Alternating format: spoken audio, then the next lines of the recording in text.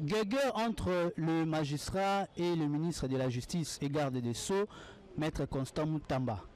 Les magistrats disent qu'ils ne sont pas le seul responsable du dysfonctionnement de la justice congolaise. Ils disent partager la responsabilité avec le ministre de la Justice et les avocats. Alors, de sa part, le ministre Maître Constant Moutamba lui dit qu'il a la mission de redorer la justice, de redresser la justice et de redorer son image. Cela est-il possible? Crise à l'UDPS, qui est actuellement le secrétaire général du parti. Est-ce Deo Bizibou ou Augustin Kabouya? Aussi, le social de Congolais. Est-ce que c'est possible que le pouvoir en place puisse augmenter le pouvoir d'achat des Congolais? Voici les sujets qui seront débattus au cours de l'émission de ce jour. Congo Profond reçoit pour vous Maître Orly Matala. Il va devoir entrer. Bienvenue, Maître. Merci beaucoup. Merci. Maître Orly Matala est avocat, aussi cadre de l'Union Sacrée. Avec lui, nous allons parler de tous ces sujets. Bienvenue à ces nouveaux numéros de Congo Profond.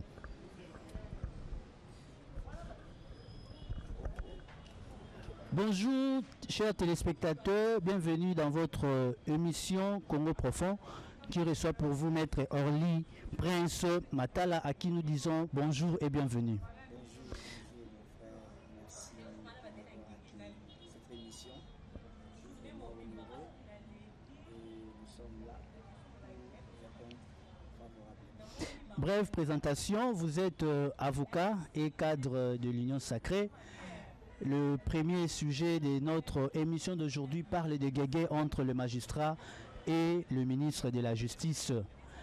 Vous étant praticien de droit, à quel état pouvez-vous juger notre justice?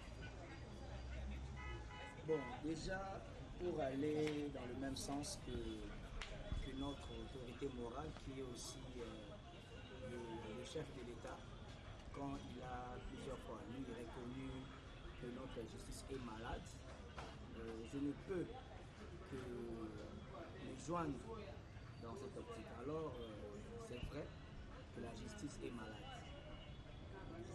Et il faut impérativement chercher des voies et moyens pour chercher à améliorer ce secteur, car nous le savons très bien, même la parole de Dieu nous dit que la justice élève une nation. Donc, au-delà de tout ce que nous pouvons avoir comme secteur vitaux, la justice occupe une place prépondérante dans le bon fonctionnement et le développement d'une nation.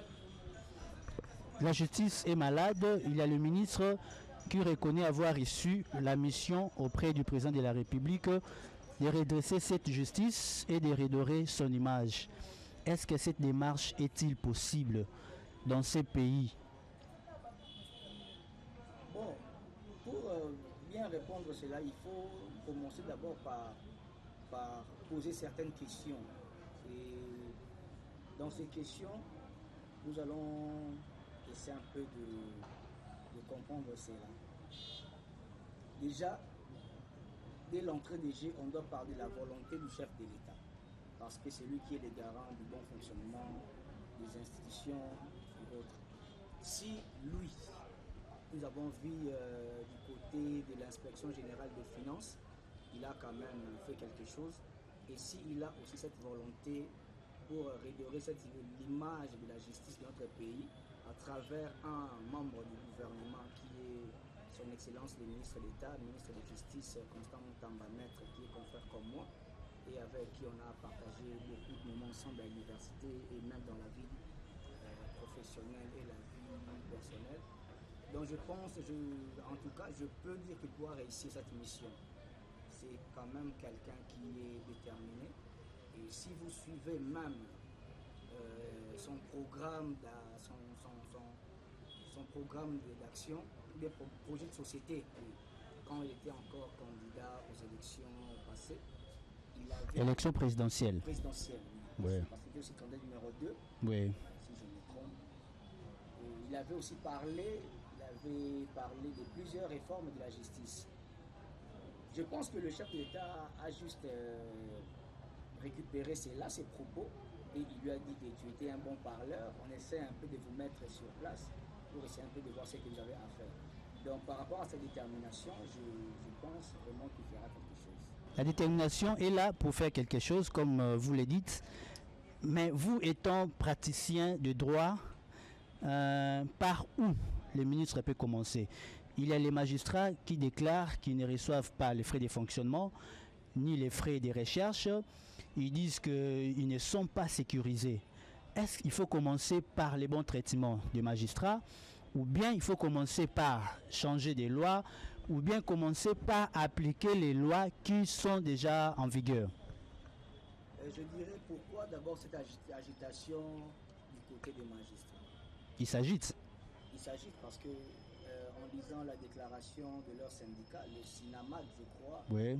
ils ont parlé de beaucoup de choses, mais je pense que ce sont on peut dire que c'est un faux fuyant. Ils ont le droit, eux, de gréver s'ils trouvent qu'ils ne sont pas satisfaits de leur traitement. Pourquoi attendre seulement les réformes initiées par l'actuel ministre du tutelle pour essayer un peu de s'agiter, aller dans tous les sens pour pleurnicher? Donc s'ils trouvent qu'ils sont maltraités ou ils ne sont pas pris en considération, ils peuvent faire de grève. C'est d'ailleurs c'est légal, oui. Garanti par la Constitution au lieu de faire ça.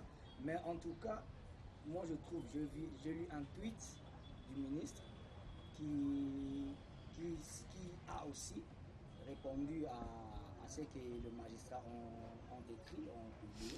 Il a répondu coup sur coup. Coup sur coup, en tout cas coup sur coup. Et ce qui me fait rire, c'est de voir d'ailleurs le boxeur, notre boxeur Macabou, je crois. Christian Macabou, Junior Macabou. Junior Macabou qui vient lui doter encore des gants. Des gants, oui. Des gants de boxe pour bien lutter contre tout ça. Alors, de mon côté, je pense que ça ne sera pas une tâche facile pour lui. Ça ne sera pas une tâche facile parce que normalement les réformes de ce secteur doivent aussi être accompagnées par non seulement le chef de l'État, mais aussi par le magistrat. Maintenant, à ce niveau, quel apport que peuvent donner le magistrat et qui disent la loi? Quel peut être leur apport dans les redressements de la justice en vue que son image soit redorée? Donc déjà, je ne sais pas s'il y a combien de syndicats de magistrats, mais déjà avec la réaction du SINAMAC, je pense déjà que ça ne sera pas... Les magistrats sont loin d'accompagner cette initiative, sont très loin. Il a proposé 4 projets de loi. Il y a aussi une loi sur le barreau. Oui. Il y a la loi sur les statuts des magistrats. Des magistrats, sur le Conseil supérieur de la magistrature. Aussi, oui. Et sur l'organisation, fonctionnement et compétences judiciaires. Oui. Donc je pense que c'est aussi louable et c'est aussi profitable pour le magistrat. Donc moi je pense qu'il fallait que ces syndicats aillent d'abord s'imprégner de la vision du ministre, qui est ouvert d'ailleurs à toute visite ou à toute collaboration. Donc c'est pour moi d'abord ça qui était très important. Les syndicats, on parle des SINAMAC, syndicats autonomes des magistrats du Congo. Alors, les magistrats disent qu'ils ne sont pas les seuls responsables. La responsabilité est aussi au niveau du ministre, aussi au niveau de vous avocats. De votre part, avocat, qu'est-ce que vous pouvez faire pour redresser cette justice? La justice que le ministre Constant Moutamba a la mission de redorer son image. Vous les avocats, vous aussi vous êtes responsables. Je pense que les avocats sont juste victimes. Au niveau du parquet, nous avons... Vous êtes victime du dysfonctionnement de la justice. Oui, donc vous n'êtes pas acteur. Nous ne sommes pas acteurs parce que quand le dossier, d'abord, nous parlons plus au niveau du parquet. Oui. Parce que tout le grand problème, le grand mal, c'est d'abord au niveau de nos parquets. Au niveau de nos parquets, il y a un comportement hostile entre certains magistrats contre les avocats. Donc, nous ne sommes pas bien traités et non honorés. Nous qui sommes là, nous sommes auxiliaires de justice. Nous ne sommes pas acteurs principaux comment je peux dire ça, dans le désordre ou dans le dysfonctionnement qui dans la justice. Donc nous subissons aussi comme les justiciables parce que nous accompagnons les justiciables. Et ce que nous trouvons au niveau du parquet, je vous dis, mon frère, je pense qu'il y a un jour, j'ai compté même abandonner cette profession parce que le droit que nous avons appris, ce n'était pas le droit que nous avons trouvé au sein du parquet, au niveau du parquet.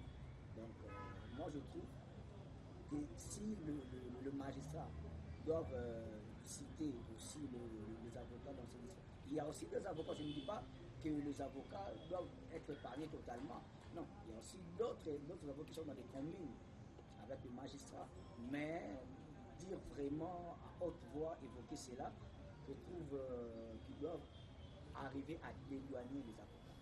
Avant d'arriver dans les états généraux de la justice qui sont annoncés dans les prochains jours, vous dites que les avocats, vous êtes victimes du dysfonctionnement. Avocat que vous êtes, quelle plaidoirie que vous pouvez faire au gouvernement pour l'amélioration de votre traitement? D'abord, avec cette nouvelle loi sur le barreau, d'ailleurs, je sais qu'il y avait déjà une loi qui a été débattue à l'Assemblée nationale et au niveau du Sénat. Et si je ne m'abuse, c'était déjà au niveau de la présidence pour promulgation, mais je ne sais pas le niveau. Mais avec cette loi, j'ai essayé un peu de voir 2 ou 3 articles qui parlent déjà, qui essayent un peu de réglementer, de régler comment je peux dire, retraitement que nous subissons auprès des magistrats. Donc là, si cette loi passe, il n'y a plus de plaidoyer à faire parce que je pense que dans la loi est insérée certaines dispositions qui redonnent à l'avocat sa valeur dans le parquet. Parmi la solution ou parmi les solutions pour redorer l'image de la justice, il y a ce que le gouvernement propose, les états généraux. Ils sont annoncés dans les prochains jours. D'ailleurs, c'est le ministre Constant Mutamba qui a soumis la question lors du 9e Conseil des ministres tenu le vendredi dernier. Le Conseil des ministres qui a été animé par la Première ministre Judith Suminwa. Le thème prévu au cours de ces états généraux, je l'ai lu, pourquoi la justice congolaise est-elle qualifiée de malade? Quelle thérapie face à cette maladie? Maître, avant que nous puissions assister à ces états généraux, moi je m'en vais vous poser la question, quelle thérapie que peut subir notre justice pour qu'elle soit guérie de sa maladie? D'abord, c'est vraiment une question pertinente. J'aimerais vraiment avoir plus de temps pour répondre à cette question. Je vous en prie. D'abord, la justice doit être indépendante. Parce que même les magistrats subissent aussi les dictats au niveau des hommes forts. Nous le savons très bien, nous voyons ce qui se passe. Donc, la justice de notre pays évolue dans le système de 2 poids 2 mesures. Quand on est fort ou riche, ou on est faible, soit pauvre. Si la justice devient elle-même indépendante, ça sera une très bonne chose. Et deuxièmement, il y a déjà des textes qui sont là, mais qui sont quasiment non appliqués. Et là où le texte est appliqué, c'est très mal appliqué. Pourquoi c'est très mal appliqué? Parce qu'il y a certaines choses, certaines procédures, démarches devant le cours des tribunaux, devant le parquet, qui sont à l'encontre même de ce qui est prévu par la loi. Je pense. Et la loi et la justice aujourd'hui, c'est plus monnaie. Ce sont plus les plus riches qui se retrouvent, qui ont des décisions dans leur faveur, à leur faveur plutôt. Alors, j'aimerais vraiment que la justice devienne, premièrement, indépendante. Deuxièmement, que le magistrat applique les lois comme il faut. Prennent d'abord conscience qu'ils sont en train de traiter des cas ou de juger leurs semblables. Parce que les justiciables sont aussi humains. Oui. Ils doivent tenir compte de cela. Et la troisième chose que je pourrais évoquer, c'est le traitement que le gouvernement prenne vraiment bien en charge le magistrat. Parce que quand nous sommes peut-être ici à Kinshasa, on voit quand même la souffrance des magistrats. Et quand nous sommes en province, là, c'est la désolation totale. Vous voyez des parquets où il n'y a même pas de bâtiments. Ils sont sous des arbres. Il y a des tribunaux. Quand vous parlez d'un tribunal, vous êtes là sur place. Vous ne savez pas comment retrouver le tribunal parce qu'il n'y a rien comme infrastructure. Il n'y a rien comme local. Alors ça pousse aussi parfois le magistrat à commettre certains abus. Parce que même par rapport à leur installation, par rapport aux frais de fonctionnement, ils sont en train de souffrir aussi. Donc d'une part, il faudra qu'on puisse remédier à cela et nous verrons que la justice, ou bien les états généraux auront un grand succès. Si on rêve, parce que je sais déjà, il y a un temps, le ministre, un ancien ministre, Tambwe Mwamba. Alexis Tambwe Mwamba. C'est lui qui a qualifié des magistrats des 3V. 3V. Voiture, veste et villa. Voilà. Donc, quand on doit toujours revenir aux attaques et qu'il n'y a pas vraiment, on n'essaye pas de remédier, il n'y a pas une vraie thérapie par rapport à cette maladie, je pense que même après le ministre Moutaba, on reviendra encore. Et surtout, ce que j'aimerais dire, il faudra vraiment sanctionner les sanctions. Il faut sanctionner. Il faut sanctionner parce que on sent qu'aujourd'hui... Sanctionner les véreux, le magistrat véreux. En tout cas, parce que même, nous le connaissons. Ouais. Donc quand il y a un dossier, on cite déjà le nom d'un magistrat. Vous connaissez déjà comment il fonctionne. Donc nous le connaissons. Et il y a plus de récusations par rapport à ça. Donc ils doivent sanctionner. On doit sanctionner. Nous avons vu le 300 magistrats sanctionnés par le feu musée Laurent Désiré Kabila. C'est ça, a essayé quand même de soigner ces secteurs. Mais depuis lors, il n'y en a plus. Avec des sanctions, nous verrons quand même le magistrat revenir dans les bonnes bases. Je pense que vos propositions sont tombées sur des oreilles sensibles et auditives. Je crois que vous serez entendus par rapport à cela. Mesdames et messieurs, vous suivez Congo Profond, votre émission qui parle de la politique. La politique, c'est aussi la crise à l'UDPS, le parti du président de la République. Maître, moi je me demande actuellement qui est le secrétaire général de l'UDPS. Vous pouvez répondre, maître. Actuellement. Parce qu'il y a deux partis qui se créent à l'UDPS. On parle du camp Augustin Kabouya. On parle aussi du camp de Deo Bizimou. Les deux qui est réellement, juridiquement, secrétaire général. En tout cas, bien que nous sommes alliés à l'UDPS, nous sommes dans une... Oui, vous êtes dans l'Union sacrée. Dans un même regroupement politique. Oui.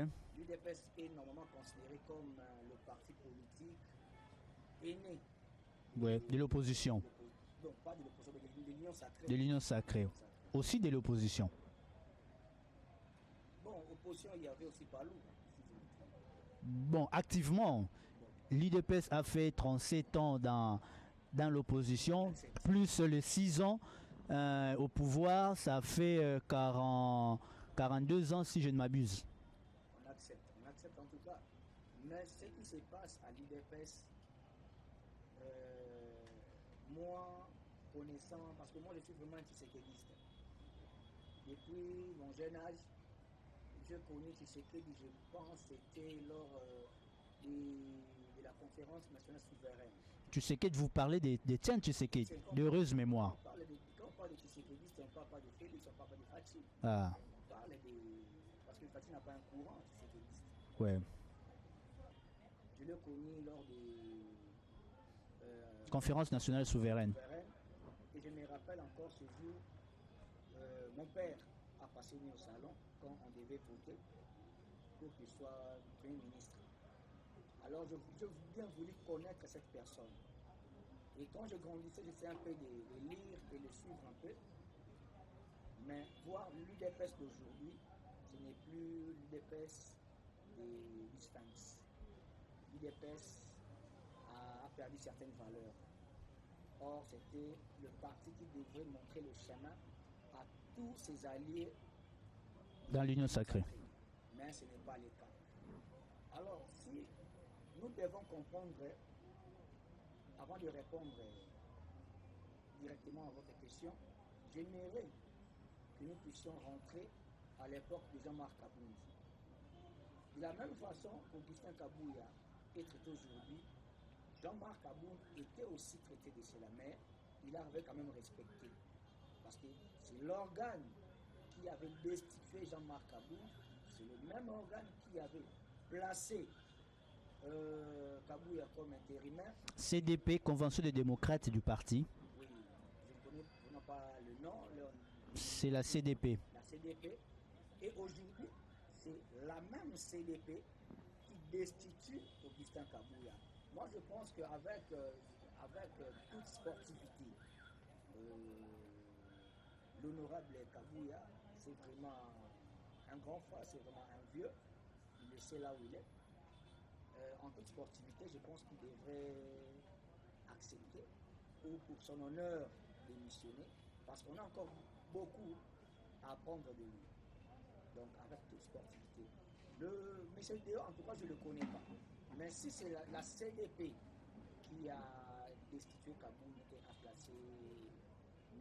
Déo, ou même pour la mémoire du Sphinx, je pense qu'il fallait qu'on respecte la décision de la CDP.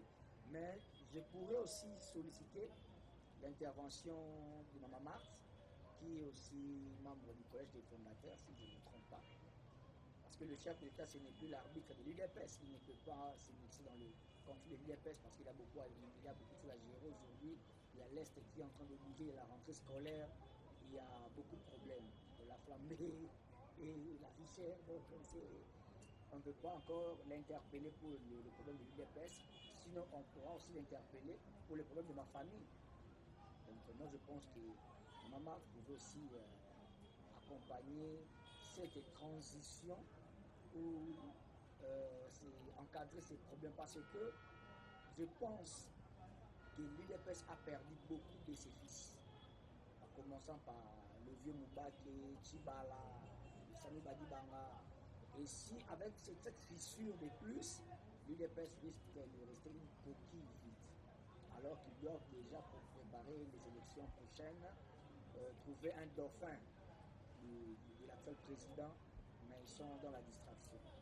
Et au-delà de la distraction, c'est comme si les autorités, l'UDPS, le cadre de l'UDPS ont perdu carrément le contrôle. Parce que nous avons d'un côté, il y a des forces de progrès, je suis passé là hier et j'ai vu devant le siège, il y avait vraiment des policiers. Alors on risque de perdre même les élections et de perdre ceux qui ont pu gagner avec dur labeur. Donc j'interpelle, je sollicite vraiment l'arbitrage de maman qui est resté pour nous comme maman à l'Union sacrée, qu'elle puisse intervenir et apporter la paix. Mais moi je pense que l'honorable Kabouya devrait carrément respecter la décision de la CDP. Il y a le président de la République, lors de sa dernière interview, il a parlé de la vitalité démocratique. Ce n'était pas pour la première fois que l'UDPS se trouve dans cette situation. Mais son souhait était que ces problèmes puissent trouver solution au plus vite possible. Mais jusqu'à ce jour, on comprend que les problèmes est en train d'être toujours enfoncée davantage. Cette crise ne pourra-t-il pas influencer négativement ce second mandat du président de la République, lui qui vient de l'UDPS? J'aimerais directement poser la question aux cadres et militants de l'UDPS. Que chacun essaie un peu de me répondre même en silence. Est-ce que l'UDPS respecte encore le chef de l'État? Ah bon?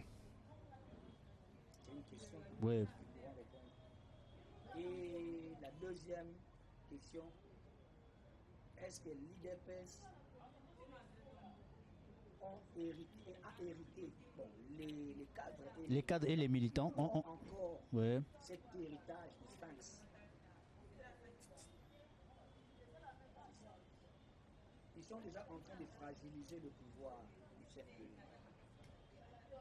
Nous, au sein de l'Union Sacrée, nous sommes très dérangés de voir ces comportements de nos alliés, surtout ceux qui devaient nous orienter, mais de leur côté, ils sont en train de se détruire entre eux. Ça sera très difficile que l'UDPS puisse nous sortir un dauphin. Parce que déjà à l'UDPS, après Félix Tshisekedi qui sera dauphin. L'UDPS ne cesse de salir la mémoire du Sphinx. Étienne Tshisekedi. Aujourd'hui, quand on parle des animateurs institutionnels qui viennent de l'UDPS, ce sont plus eux qui sont dans l'incivisme. Et pourquoi je posais la question, est-ce que les membres de l'UDPS respectent encore le chef de l'État? Or, ce sont eux qui doivent prêcher avec leur exemple. Ils doivent être les modèles que nous devons suivre. Parce que dans nos partis, nos partis n'ont même pas 6 ans, 7 ans, 8 ans, 10 ans. Mais l'UDPS a plus de 40 ans, je crois. Donc ce sont eux qui doivent nous orienter dans l'Union Sacrée. Je dirais en tout cas que si on devait retirer à l'UDPS même la paternité du Sphinx, moi ça m'arrangerait. Moi ça m'arrangerait. Parce que je ne trouve plus rien. Donc on peut même enlever Tshisekedi, donc laisser UDPS, que de continuer à parler de UDPS Tshisekedi. Parce que c'est insultant. C'est insulter la mémoire de quelqu'un pour nous, que nous plairons chaque jour. Dans chaque émission politique, les gens, pas nos adversaires, nos amis de l'opposition, de la résistance, de partout, posent encore la question si l'UDPS aujourd'hui mérite encore d'être le fils, le fille du Sphinx. Merci beaucoup, Maître Orly Prince Matala. Nous sommes arrivés à la fin de notre émission. Nous chutons petit à petit. Mais avant de clôturer, de boucler ce numéro, nous allons aborder dans quelques poussières de minutes qui nous restent encore les problèmes sociaux. On a vu l'UDPS, quand il a accédé au pouvoir, l'UDPS avait incarné l'espoir de revivre encore les bons vieux temps passés. L'espoir de remonter les pouvoirs d'achat du Congolais. Actuellement, apparemment, il y a un écart entre l'espoir qu'avaient les Congolais et la réalité. Vous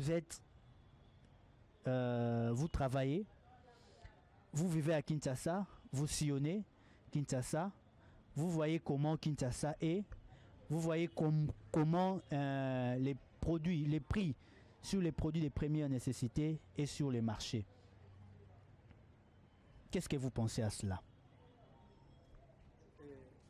Là, la dernière sortie médiatique du chef d'État me revient encore à l'esprit.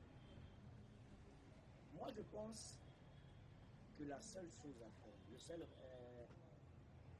la seule chose ou la seule politique, c'est d'équilibrer comment je peux dire ça? Peut-être que je ne serais pas bien compris. Les pouvoirs d'achat? Mais pas le pouvoir d'achat. Il faudra d'abord réduire le train de vie de nos institutions. Vous savez, aujourd'hui, je faisais un calcul.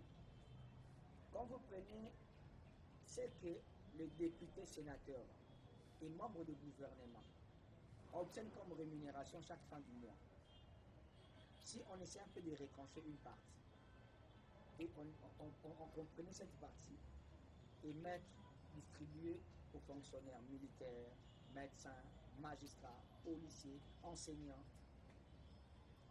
ils auront même, dans leur salaire, chacun aura bénéficié même de 200 $. Ce n'est pas réduire les prix, on pourrait dire réduire comment ça L'enveloppe salariale. Non, pas lié au social, non, à cette difficulté. Parce qu'il y a des pays où les prix sont très élevés, mais quand même, les gens quand même arrivent à acheter et à vivre. C'est qu'il y a un écart considérable entre les riches et les pauvres. Même quand vous êtes dans l'administration, même quand vous êtes dans la fonction publique, vous allez voir, il y a d'autres personnes qui sont mieux payées que d'autres. Moins payées, sous-payées.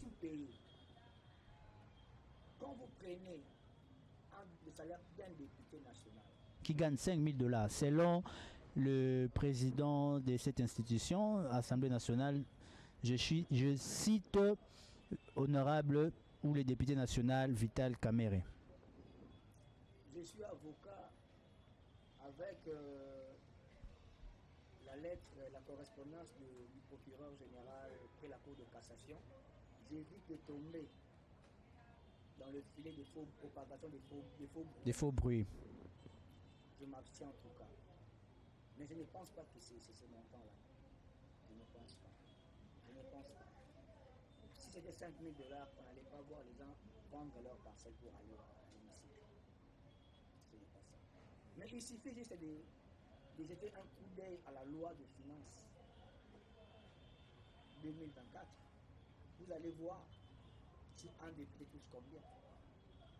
C'est ça. Mais vous venez de parler tantôt du problème de l'applicabilité des lois. Est-ce que cette loi des finances est réellement appliquée pour que vous doutez cette somme que gagne le député national? Vous savez, quand on applique une loi, sûrement on applique une loi, mais on est en train de tromper le peuple. Parce que c'est une loi. C'est une loi. On applique la loi. C'est pas que la loi n'est pas appliquée, la loi est appliquée. Mais pour dire la vérité au peuple, on ne veut pas. On ne veut pas. Maintenant, où le peuple va recevoir l'information, ça laisse à désirer. Nous sommes arrivés à la fin de notre mission. Vous pouvez vous lever. En tout cas, nous vous remercions pour votre disponibilité du temps. Je pense que tout ce que le maître a dit, si vous vous sentez dérangé par rapport à tous ces propos, nos portes sont ouvertes. Vous pouvez nous contacter par le numéro qui est affiché là au bas de notre chaîne. Nous allons vous recevoir. Et je pense que le prochain invité, ça sera vous. Bye.